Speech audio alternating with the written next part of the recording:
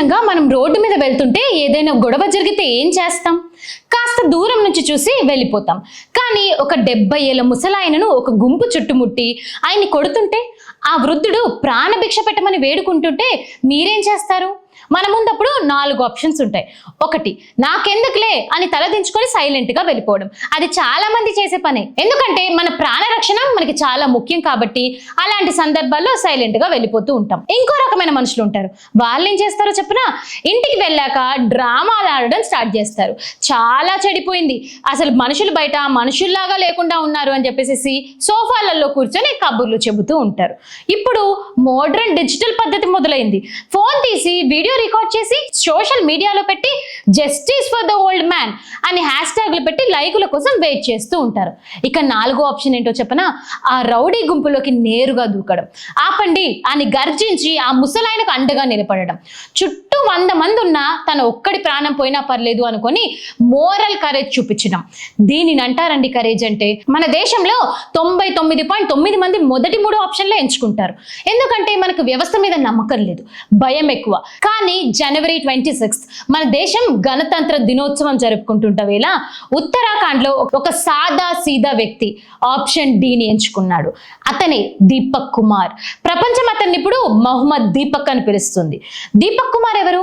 ఒక సామాన్య వ్యక్తి, కానీ అతనిలో ఉన్న మానవత్వం అసాధారణమైనది.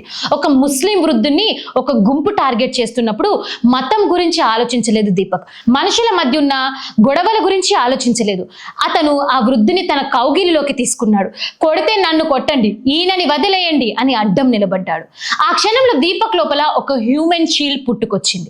కోపంతో ఉన్న ఆ గుంపు దీపక్ ధైర్యం ముందు ఏం చేయాలో అర్థం కాలేదు. ఇక్కడ మతం మార్చుకోవడం కంటే గొప్ప విషయం ఏంటో తెలుసా? మనం మారడం.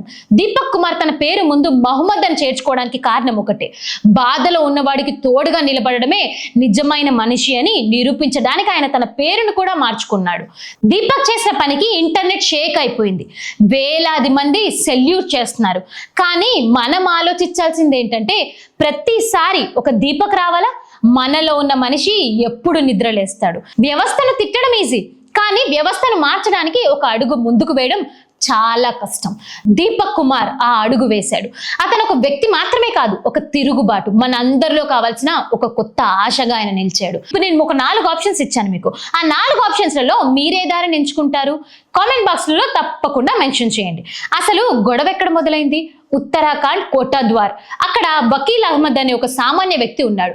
గత 30 ఏళ్లుగా ఆయన ఒక చిన్న దుకాణం నడిపించుకుంటున్నాడు. ఆ షాప్ పేరు బాబా స్కూల్ డ్రెస్. 30 ఏళ్ళు అంటే 3 దశాబ్దాలు. అప్పటిదాకా ఎవ్వరికి లేని ప్రాబ్లం, ఎవ్వరికి రాని అభ్యంతరం హఠాత్తుగా ఆ రోజు ఎందుకు వచ్చింది? అప్పుడే సీన్ లోకి ఎంటర్ అయ్యారు కొందరు సెల్ఫ్ ప్రోక్లైమ్డ్ ధర్మరక్షకులు. బజరంగ్ దళ్ కార్యకర్తలు ఈ దుకాణం ముందు గుమ్ముగూడేశారు. వాళ్ళ డిమాండ్ ఏంటో తెలుసా? నీ దుకాణం పేరులో బాబా అనే పదం ఉండకూడదు, వెంటనే ఆ బోర్డు పీకేయాలి. ఎందుకంటే వాళ్ళ లాజిక్ ప్రకారం బాబా అనేది కేవలం హిందూ పదం అట. ఒక ముస్లిం వ్యక్తి ఆ పదాన్ని వాడడం వాళ్ళకు అపచారం లాగా అనిపించిందట. ఇప్పుడు కొంచెం లాజిక్ మాట్లాడుకుందాం. Let's talk about the facts, ఓకేనా? అసలు ఈ బాబా అనే మాటకు పేటెంట్ ఎవరిది? చరిత్ర తిరిగేస్తే బాబా అనే పదం నిజానికి పర్షియన్ మరియు తుర్కిష్ భాషల నుండి వచ్చింది. దీని అర్థం తండ్రి, తాత లేదా గౌరవనీయుడైన వ్యక్తి అని చెప్పి. సూఫీ సాంప్రదాయాలలో బాబా బులేషా ఉన్నారు. సిక్కు మత స్థాపకుల్లో బాబా నాయక్ ఉన్నారు. భారత రాజ్యాంగ నిర్మాత, మనందరి గర్వకారణం బాబా సాహెబ్ అంబేద్కర్ ఉన్నారు. ఈ పేరులో భక్తి ఉంది, గౌరవం ఉంది, ప్రేమ ఉంది. కానీ ద్వేషం నిండిన మెదడుకు విద్యతో పని లేదు అన్నట్టు వాళ్ళు ప్రవర్తిస్తున్నారు. వాళ్ళకి కావాల్సింది కేవలం గొడవ, ఒక నెపం, ఒక టార్గెట్. 70 ఏళ్ల వకీల్ అహ్మద్ ను వాళ్ళు చుట్టుముట్టారు. పేరు మార్చుకుంటావా లేదా, షాపు తగలబెట్టమా అని బెదిరింపులు. 30 ఏళ్ల కష్టం, కొన్ని వేలాది మంది పిల్లలకి యూనిఫామ్ కుట్టిన ఆ చేతులు భయంతో వణికిపోతున్నాయి. ఆ వృద్ధుడు కళ్ళల్లో కనిపించింది భయం కాదు, నేను పుట్టి పెరిగిన దేశంలో నాకేంటి పరిస్థితి అనే ఒక శూన్యమైన ఆలోచన ఆయన మొహంలో కనిపిస్తుంది. ఆ గొడవ జరుగుతున్నప్పుడు వందలాది మంది చూస్తున్నారు. కొందరు ఫోన్లు తీసి వీడియోలు తీస్తున్నారు, మరికొందరు మాకెందుకులే అని సైడ్ అయిపోతున్నారు. సరిగ్గా అదే టైంలో ఆ గుంపులోకి ఒక వ్యక్తి దూసుకొచ్చాడు. అతనే దీపక్ కుమార్. కుమార్. దీపక్ ఆ వృద్ధుని వెనక్కి నెట్టి ఆ రౌడీ మూకకు ఎదురు నిలబడ్డాడు. ఏం చేస్తారు, కొడతారా, ముందు నన్ను కొట్టండి అని గర్జించాడు. ఇది కేవలం ఒక బోర్డు కోసం జరిగిన గొడవ కాదు, ఇది దేశపు ఆత్మ కోసం జరిగిన పోరాటం. ఒక పక్క విద్వేషం అరుస్తుంటే మరో పక్క మానవత్వం మౌనంగా ప్రాణాలు కాపాడుతుంది. అక్షరం రానివాడు అరిస్తే అది గొడవ అవుతుంది, కానీ ఆలోచన ఉన్నవాడు అడ్డుకుంటే అది విప్లవం అవుతుంది. ఈ రోజు కోటా ద్వార్ వీధిలో జరిగింది అదే. ఎప్పుడైనా ఆలోచించారా, మనం ఎందుకు ఎప్పుడు కులం, మతం, పేరు వీటి చుట్టూనే కొట్టుకుంటున్నాం? అసలు దేశంలో జరుగుతుందేంటి? మనల్ని ఎందుకు ఇలా విడదీస్తున్నారు? ఒక చిన్న లాజిక్ తో ఆలోచిద్దాం. దీన్నే ద ఆర్ట్ ఆఫ్ డిస్ట్రాక్షన్ అంటారు. అంటే మన ఇంట్లో ఆకలి మండుతుంటే పక్కింటి వాడి పేరులో తప్పుందని మీకు కోపం వచ్చేలా చేయడం. మీ జేబులు ఖాళీ అవుతుంటే ఎవరో ఒక బోర్డు మీద బాబా అని రాశాడని మిమ్మల్ని రోడ్డు మీదకి లాగడం. ఇది ఒక పెద్ద కుట్ర. మనల్ని బిజీగా ఉంచడానికి వాళ్ళు విసిరిన ఎర ఇది. ఆ ఎరకి మనం ఎప్పుడూ బలవుతూనే ఉంటాం. కొద్దిగా కూడా ఆలోచించకుండా, ఏం చేస్తున్నామో కూడా తెలియకుండా ముందుకు వాళ్ళతో పాటు సాగుతూనే ఉంటాం. అక్కడ సీన్ కట్ చేస్తే అక్కడ వందలాది మంది ఉన్నారు. అందరి చేతుల్లో కర్రలు, నోళ్లలో నుంచి విద్వేషపు నినాదాలు కురుస్తూనే ఉన్నాయి. మరో పక్క కళ్ళల్లో నీళ్లతో వణికిపోతున్న ప్రాణాలతో ఒక 70 ఏళ్ల ముసలాయన సరిగ్గా అదే క్షణంలో మృత్యువు లాంటి ఆ గుంపుకు, ఆ అమాయకపు వృద్ధుడికి మధ్య ఒక గోడల నిలబడ్డాడు దీపక్ కుమార్. ఆ గుంపు దీపక్ వైపు కోపంగా చూసింది. ఎవడ్రా నువ్వు, ఎక్కడి నుంచి వచ్చావు, అడ్డు తప్పుకో అని అరిచారట. కానీ దీపక్ కళ్ళల్లో భయం లేదు, ఒక రకమైన నిలకడ కనిపించిందట. అతను అడిగాడు, ఏం చేస్తున్నారు మీరు? ఒక ముసలాయిని కొట్టడానికి ఇంతమంది అవసరమా? మీ సమస్య ఏంటి అని సూటిగా ప్రశ్నించాడంట. ఆ గుంపులో ఒకడు దీపక్ ని చూసి అలా అడిగాడంట, నువ్వు కూడా హిందువే కదా, మనోడు అయ్యుండి అటు ముస్లింకి ఎందుకు సపోర్ట్ చేస్తున్నావు, నీకు బుద్ధుందా అని అడిగాడట. అప్పుడు దీపక్ కుమార్ ఇచ్చిన రిప్లై కేవలం ఆ గుంపుకే కాదు, దేశవ్యాప్తంగా ఉన్న ప్రతి విద్వేషపు ఆలోచనకు ఒక చెప్పు దెబ్బగా మారింది. అతను ఒక్క క్షణం కూడా ఆలోచించకుండా అన్నాడు, నా పేరు మహమ్మద్ దీపక్. ఆ మాట వినగానే అక్కడున్న వాళ్ళందరి మైండ్ బ్లాక్ అయిపోయింది. మహమ్మద్ అంటే దీపక్ ఏంటి, హిందూ పేరు ముస్లిం పేరు కలిపి చెబుతున్నాడేంటి అని వాళ్ళు షాక్ అయ్యారంట. కానీ దీపక్ ఉద్దేశం చాలా క్లియర్. దీపక్ ఆ పేరును అక్కడికక్కడ సృష్టించుకున్నాడు. ఎందుకంటే ఆ వృద్ధుడి మీద దాడి జరుగుతున్నప్పుడు అతను కేవలం దీపక్ గా ఉంటే అదొక హిందూ మరో హిందువుని కాపాడడం అయ్యేది. కానీ అతను మహమ్మద్ దీపక్ గా మారడం ద్వారా ఒక సందేశం ఇచ్చాడు. మీరు ఒక ముస్లింని కొట్టాలనుకుంటే ముందు నన్ను కొట్టండి, నేను బాధితుడు పక్షాన నిలబడతాను.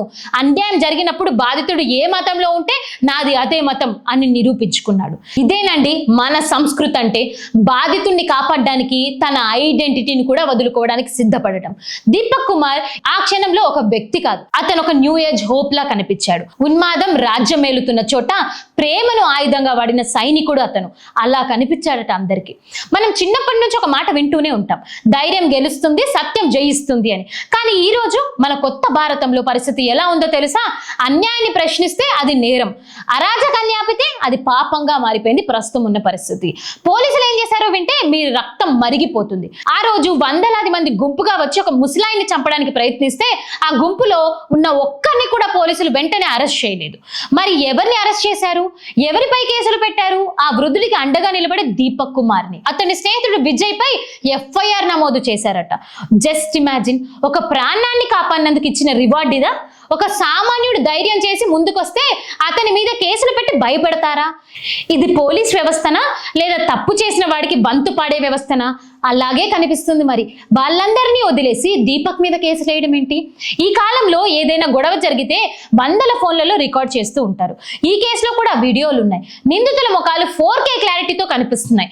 వాళ్ళు ఎవరు, ఏ ఊరికి సంబంధించిన వారు, ఏ సంస్థకి చెందిన వారు అందరికీ తెలుసు.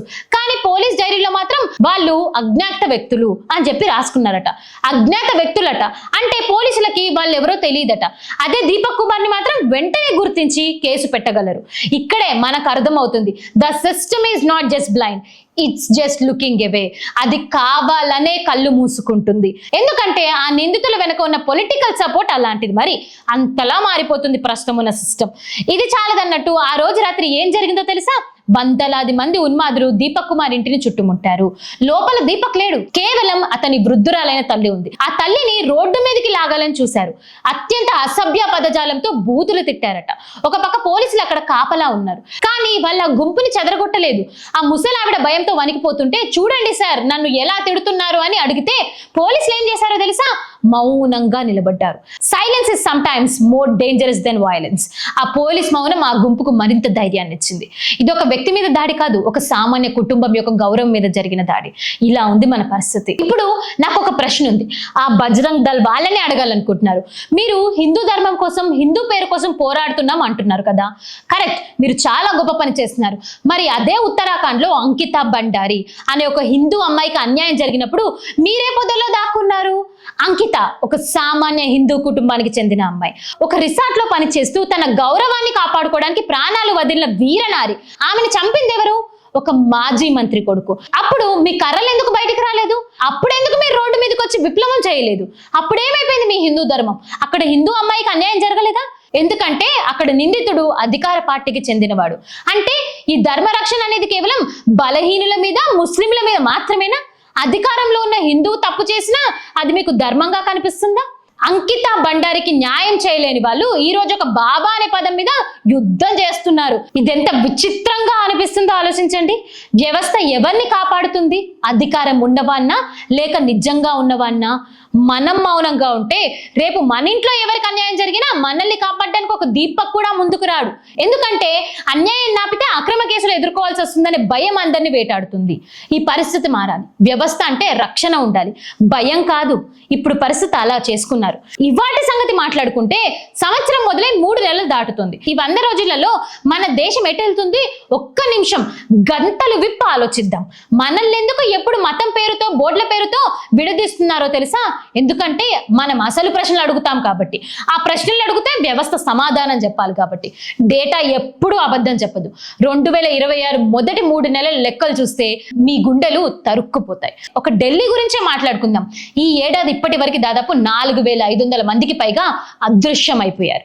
అంటే రోజుకి సగటు 50 మందికి పైగా మనుషులు గాలిలో కలిసిపోతున్నారు.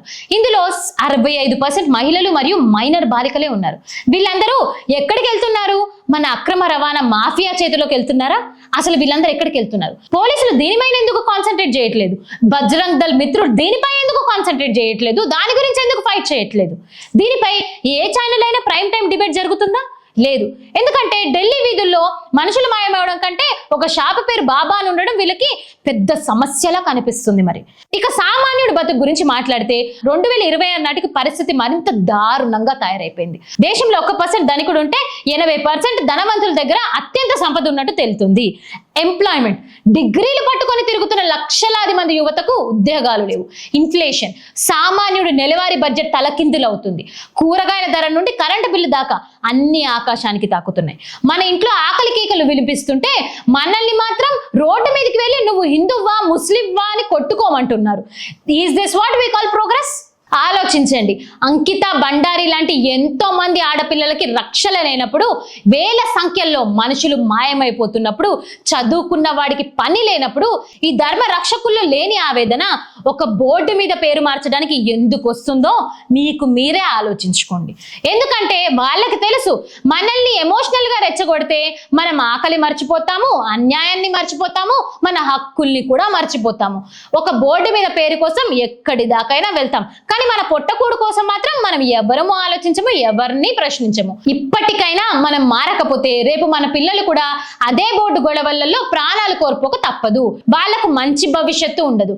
మతం మన ఇంట్లో ఉండాలి, కానీ మానవత్వం, బాధ్యత మన కళ్ళల్లో ఉండాలి, మన మాటల్లో ఉండాలి, మన చేష్టల్లో ఉండాలి.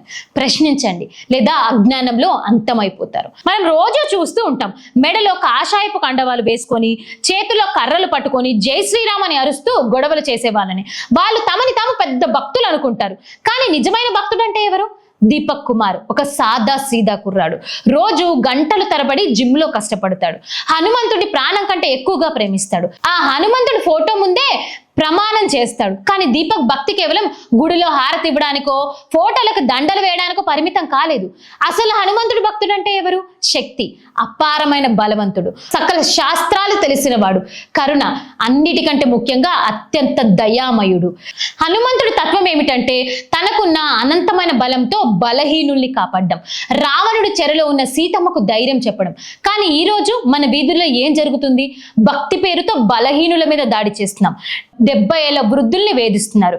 దీన్ని భక్తి అంటారా? Is this what Hanuman thoughts is? ఇదేనా మనం నేర్చుకుంటుంది? ఒక్కటి గుర్తుంచుకోండి, ఎవరైతే రాముడి పేరు చెప్పి ఒక నిస్సహాయాన్ని కొడతారో, ఎవరైతే భక్తి ముసుగులో ఒక తల్లిని బూతులు తిడతారో వారు భక్తులు కాదు. మన పురాణాల ప్రకారం వాళ్ళు ఒక అసురులు, డెమాన్స్ లాగా ఉంటారు.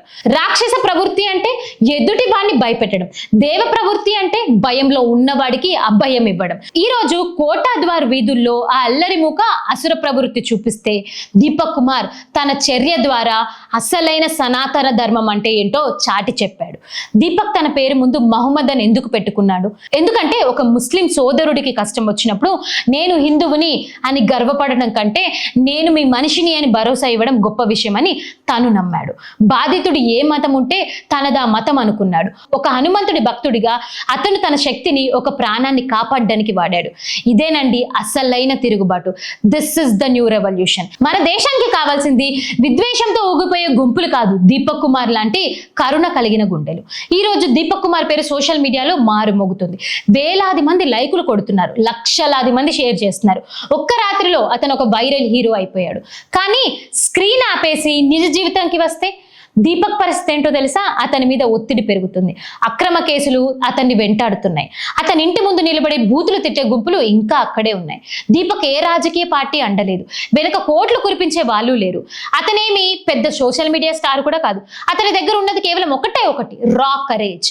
తన ప్రాణం పోయినా పర్లేదు, నిజం పక్కనే నిలబడే మొండి ధైర్యం. మనం వీడియో చూసి అబ్బా దీపక్ భలే చేశాడు అని కామెంట్ పెట్టేసి నిద్రపోతాం. కానీ ఒక్కసారి ఆలోచించండి, రేపు పొద్దున మన ఇంటి ముందు కూడా ఇలాంటి గొడవ జరిగితే, మన కుటుంబ సభ్యుల్ని ఎవరో ఒక గుంపు చుట్టుముట్టి వేధిస్తుంటే అప్పుడు మనల్ని కాపాడడానికి ఒక దీపక్ ముందుకు రావాలి కదా. కానీ మనం ఇలాగే మౌనంగా ఉంటే, అన్యాయాన్ని అడ్డుకున్న వాళ్ళ మీద కేసులు పెడుతుంటే రేపు ఎవడొస్తాడండి మన కోసం? నాకెందుకులే అని అందరూ తలుపులు వేసుకుంటే రేపు మన తలుపు తట్టేది ఎవరు? విద్వేషపు మంటలు రేగుతూనే ఉన్నాయి. అది పక్కింటిని కాల్చేటప్పుడు మనం చప్పట్లు కొడితే రేపు ఆ మంట మన ఇంటి దాకా రావడానికి ఎంతో సమయం పట్టదు. మన పిల్లల భవిష్యత్తు ఆ మంటల్లో కాలిపోకముందే మనం మేలుకోవాలి. మనకిప్పుడు ఒక ఛాన్స్ ఉంది. మనకి కావాల్సింది హేట్ ఇన్ ఇండియానా లేక లవ్ అండ్ ప్రోగ్రెస్ ఉన్న ఇండియానా?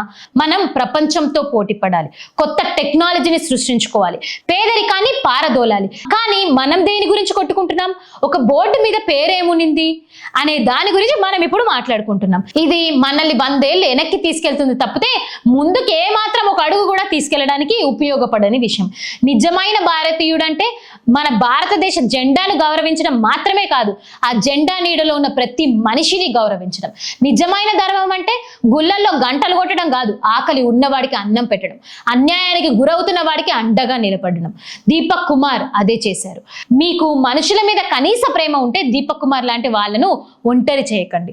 అతను మన కోసం, మన సమాజం కోసం నిలబడ్డాడు. ఇప్పుడు మనం అతని కోసం నిలబడాల్సిన సమయం వచ్చింది.